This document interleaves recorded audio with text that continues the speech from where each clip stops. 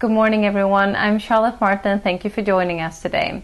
I'm sure you're all busy getting ready for Christmas, but don't forget to tune in with us every Wednesday. We'll bring you the latest local headlines. Here's what's going on in Flagler County this week. Flagler unemployment spikes back up to 16.6%, and Florida is back up to 12%.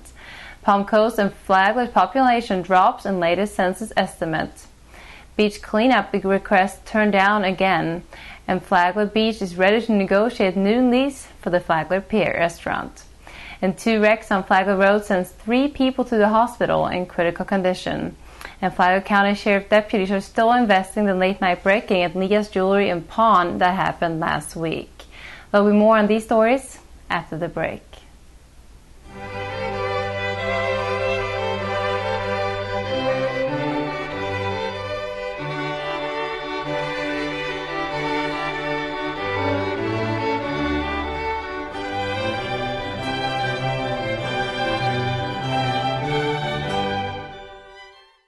Virtually no jobs were created in the state in November, and 274 jobs were lost in Flagler as the unemployment rate at both levels rose sharply in November to 16.6% in Flagler, where it was last March, and 12% in the states. However, with congressional passage of a massive new package of tax cuts and recent indications of the strongest consumer spending across the country in 2 years, Florida may soon see the last of the double-digit unemployment rate. In a related matter, local governments canceled last week what was going to be the first government meeting in economic development. That meeting has been rescheduled to January 31st, when several competing economic development plans will be presented and debated. On Monday, the Census Bureau released its 5-year survey of communities large and small across the country.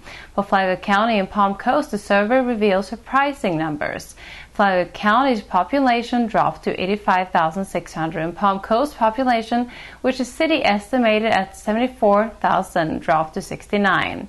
The numbers have significant implications for the county's and the city's economic political pool, as federal funds and grants are closely tied to region's population. The numbers may also play a part in the legislative and congressional redrawing of voting districts in Tallahassee this winter and spring. But we'll keep you updated on this one. The 72-mile A1A Scenic Coastal Byway is recognized for its cultural and historical value, and volunteer groups have throughout the years cleaned up the byways. For A1A in Flagler and St. Johns counties, that group is a nonprofit Friends of A1A, whose 10-member volunteer board oversees projects for the byway. One of those projects was the See It, Clean It campaign, a beach cleanup that every month targeted one segment in St. John and one in Flagler. The project in 2009-2010 was paid for by the State Department of Environmental Protection. The money ran out and wasn't renewed. Last month, Friends of A1A appeared before Flagler County's Tourist Development Council with a $32,000 request to pick up the program costs. They were turned back and asked to come back with a clearer, less expensive proposal. And they did, a $15,000 request on December 15th, but they were turned back again due to the lack of clarity. And the decision was anonymous.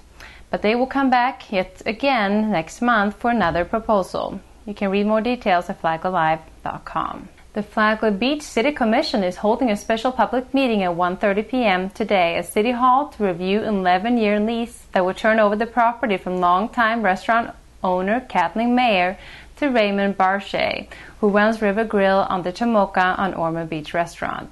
The 48-year-old pier property is owned by the city, which must approve any lease transfer or change. However, many local restaurant owners have wanted to take over the lease over the past 12 months, but no one responded seriously until a consultant hired by the city put together a report with testimonies that concluded the property was dragging down the city's reputation.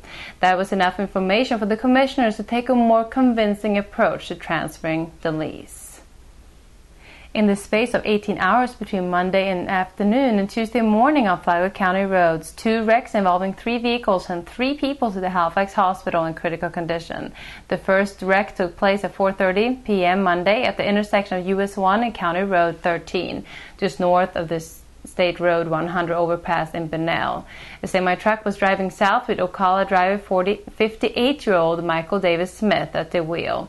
A 2004 Mitsubishi SUV driven by 22-year-old Joseph E. O'Gwyn of Bunnell was approaching US 1.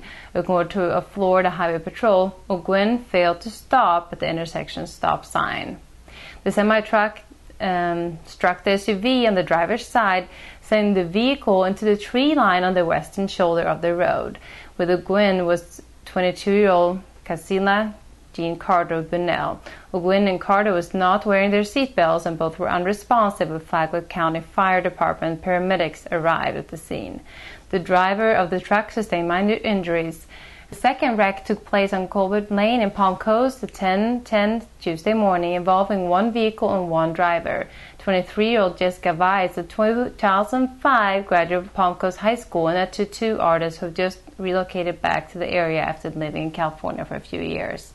Weitz was traveling north when, for an unknown reason, she veered left and rolled down the embankment on the west side of the road.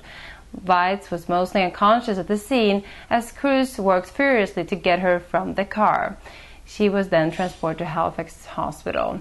The Florida Highway Patrol has no details explaining the crash as of Tuesday evening. Flagler County Sheriff deputies are still investigating late-night breaking at Leah's Jewelry and Pawn on Old Kings North in Palm Coast around 11:30 p.m. last Wednesday.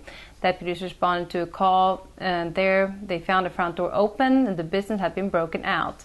While on the scene, deputies observed a man wearing all black and carrying a black bag walk around the south side of the building. When the deputies saw him, he ran, he jumped a chain-link fence where he disappeared into the woods. A search was launched using K-9 units and Volusia County Sheriff's Office Air 1, but he was not located. Anyone with any information about this incident is asked to call the Flagler County Sheriff's Office at 386-313-4911. That was this week's headlines. Please join us every Wednesday for On Point with Flagler Live. Find more details at flaglerlive.com, and please make sure to keep an eye on the live wire.